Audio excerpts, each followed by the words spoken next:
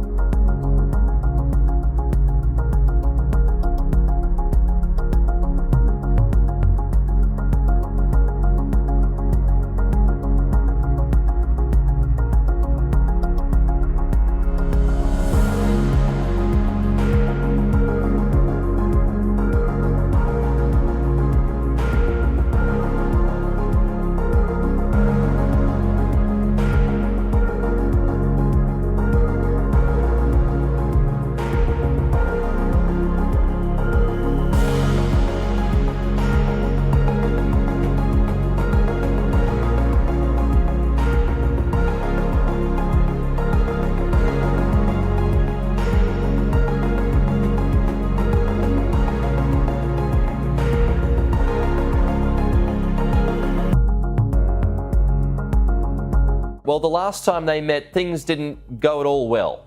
But Trump and Zelensky have spoken again overnight. US President Donald Trump claims the Ukrainian ceasefire deal remains on track after speaking to Zelensky on the phone this morning. Live to Trudy McIntosh in Washington. So, Trudy, what was discussed? Well, Pete, as you say, it's been 19 days since President Zelensky was kicked out of the White House after that Oval Office interaction. Today, the first time that the pair have spoken since then. And the fact that that's positive is a positive step forward for the relations between the two countries. On Truth Social, Donald Trump calling this, quote, a very good telephone call, and added much of the discussion was based on that call yesterday with President Putin from Russia in order to align both countries in terms of their requests and needs. He adds that they are very much on track, so still incredibly bullish about the chances of a full ceasefire, despite only getting a commitment yesterday from Russia's leader to stop attacking energy infrastructure.